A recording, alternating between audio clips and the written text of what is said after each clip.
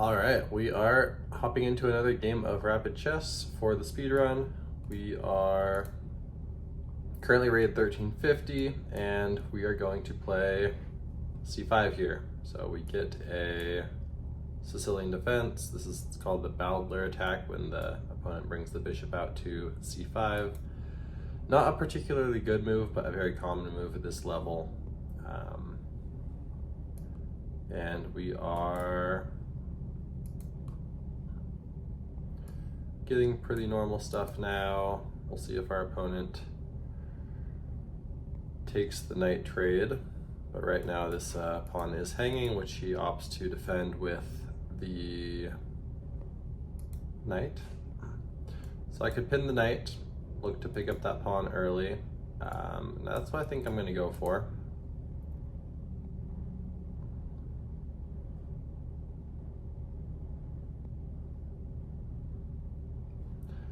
All right, I could do that, but I cannot pick up the pawn because my knight is now pinned. So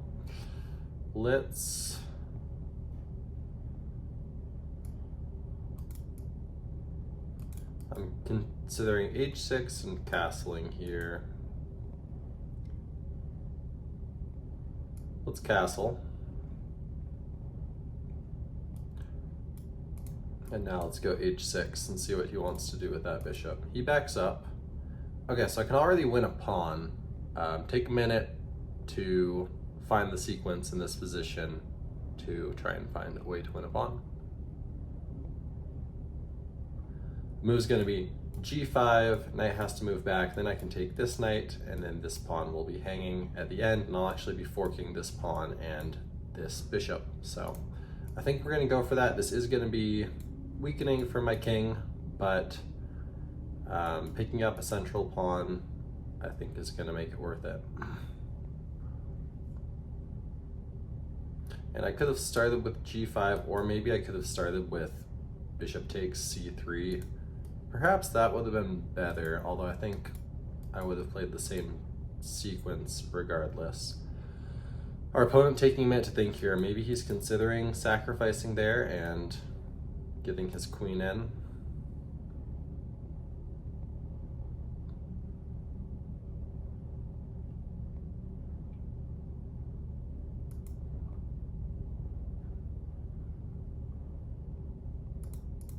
Okay, so he starts by trading the knight. Let's play b takes.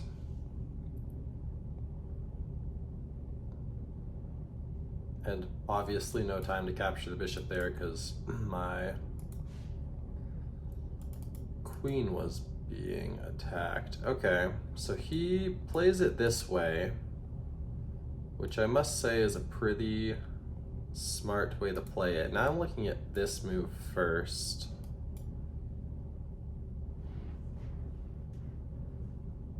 If I play there, if he takes my knight, then I can actually bring my bishop back. That would be a dream scenario for me.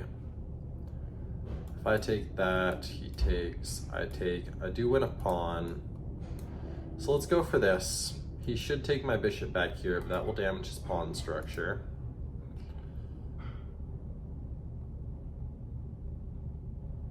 Okay, and he does so. I could go there, win a pawn. But that definitely opens up my king a little bit more than I'd like to. So I'm actually looking at this sequence here where he might need to trade his bishop. And I should have some good central control here. Now he'll drop his bishop back. And I think I can already start to apply some pressure to these double pawns. So lots of pieces off the board. Also gonna look to get my bishop out to a6, probably next move, assuming he does something to defend this pawn. If he goes there, then I'll play a5 with the intention of going bishop a6. But he doesn't do that. He goes for queen d2. So now I'm going to go for bishop a6 immediately, putting pressure on the pawn there on f1, or the rook there on f1. Okay, now let's slide the rook over. If I play there, he could play there. That's probably his idea. Is there any way to make that difficult on him?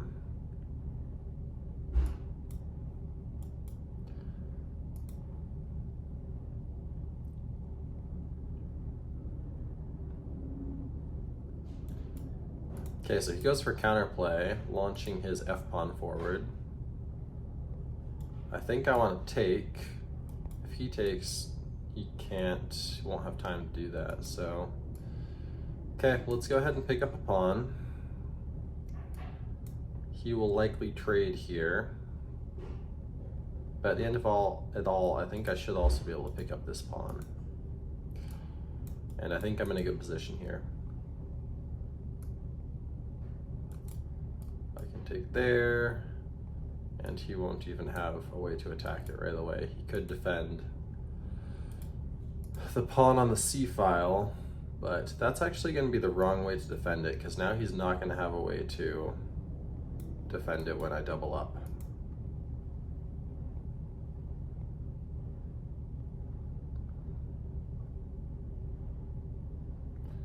I do need to be careful here, not just to trade the rooks, because we do have an opposite colored bishop situation here, which is oftentimes a draw, even if I'm up a pawn. So if I take, he trades, he'll pick up the a pawn at the end of the line. That gives him kind of a dangerous outside pawn. However, my pieces will be in pretty good position.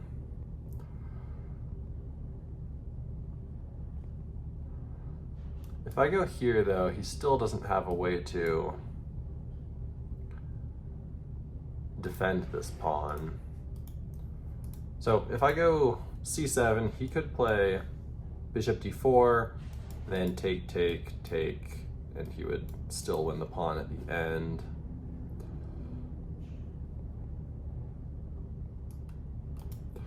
Let's go for it. We can at least induce this move, because I'm in no rush to take this pawn. It's not going anywhere. He needs several moves to get in position to defend it. I could also play a move like bishop d3. I don't know if it's particularly effective. It does put more pressure on that pawn though. I also want to start walking my king up, which I think I'm going to do very soon here. So if I play here, that's nice because my rook can stay on the c file. And if I win that pawn, this does become a passed pawn.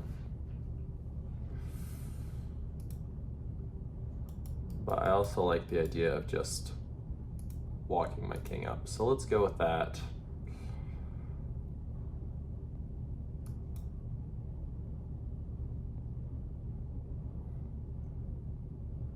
Okay. Let's... I actually can't attack the bishop because that allows him to push the pawn forward. So let's go for this trade.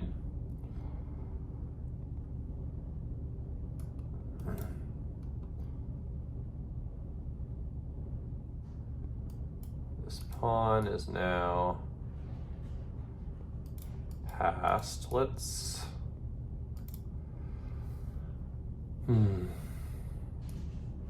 Let's go here. He'll likely bring the bishop back.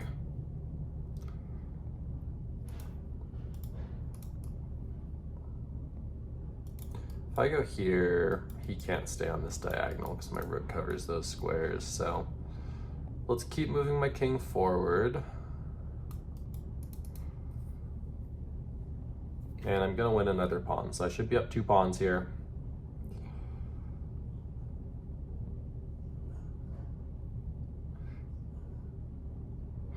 Really nice that my bishop covers the f1 square, because that would be a great spot for his rook to pressure these pawns down here. Instead I go here though, just want to make sure I'm not blundering a skewer of any sort. Doesn't look like it.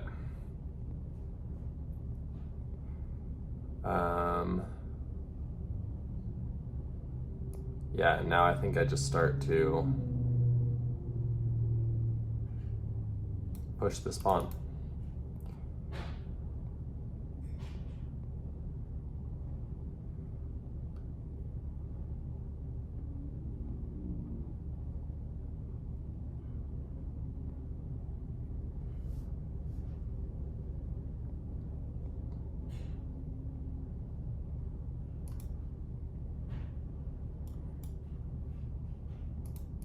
Okay, I can actually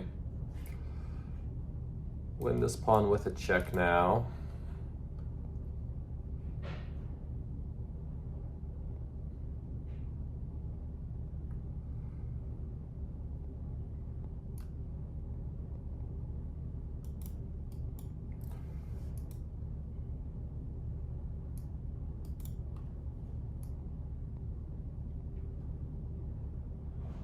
Okay, bring the rook back. He gives me a check. I'm just gonna slide over though.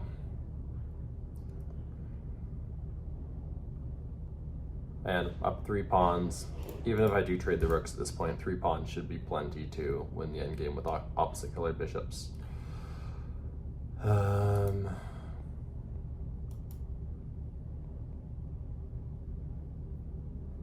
That should work, but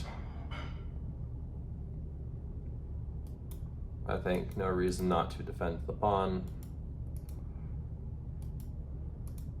Again, really nice that my bishop covers that square on f1.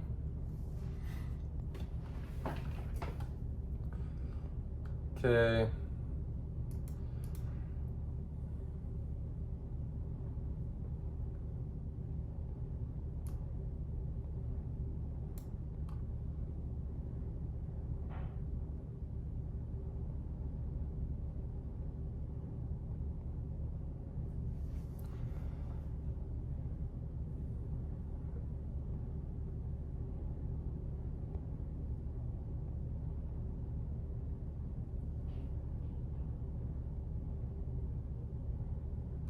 Actually might be able to play bishop e3 here. That may have been a mistake on my part.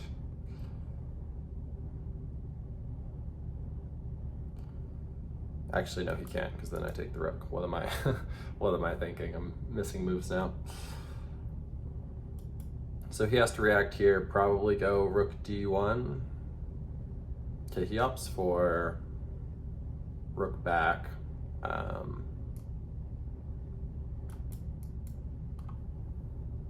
This should end the game though. Rook c1. Might try this. I'll just take the rook. Or I can make a queen. Probably better, but they're both completely winning. Minute 51 left, so what's better? A free rook, a rook for a pawn, or a queen? I'll take the free rook. Keep picking up pawns.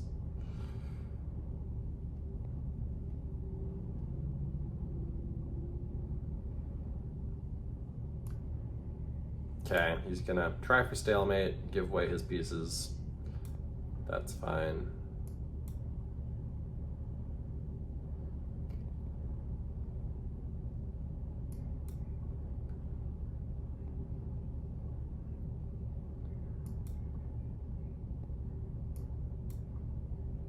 Red carpet, that can all be pre-moved. We'll just go for a rook to not have to worry about any stalemates, and he resigns. So we'll take a look at the game. It was a pretty long game, 46 moves. Looks like we had a good amount of our moves in that great or best range, so. All right. 85-ish% accuracy, so pretty good. Looks like We could have played better out of the opening. Opening is usually our strongest area, so let's see how this game went. So we played the Sicilian defense. This is all great. And then, yeah, so castling here, it says, is a miss.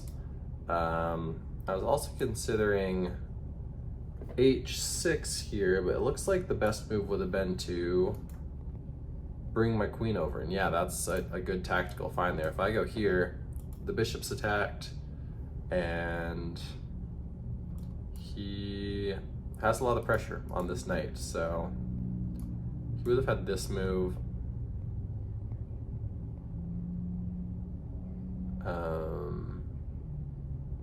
Oh, and then I could have won that pawn. Okay, what if I did that and our opponent just went queen to defend? Okay, I still have that. Then that doesn't work because the queen is pinned. Okay, so that's a good pattern that I should definitely look out for in the future. But I castle, likes h6, and then likes g5. I wonder if the other best move was just to take right away. Yep, okay, so that was just the opposite move order, but same concept. So I go for that, takes. Okay, so here was also a mistake. Let's see. He just needed to move the bishop back and lose the pawn. Here, it has me at nearly a decisive advantage. That was a miss. Best would have been to, interesting, so take the bishop, allow that, but then let's just play out the line. He takes, and then I play queen takes. And then, yeah, we have a lot of pressure here. If he tries jumping the knight back, I'm gonna win a pawn. No, I'm not, because then the rook would skewer. Anyways, very unintuitive to open up my king like that. I play it this way. Again, another miss there. Should have just taken the bishop. And then, yeah, I'm gonna guess the rest of this game I played pretty clean because there have been quite a few mistakes there. So yeah, trade the queens. Says good here. What would have been best? Okay, just wanted to trade right away, but I was in no rush to make that trade. I keep bringing my king forward, win the pawn.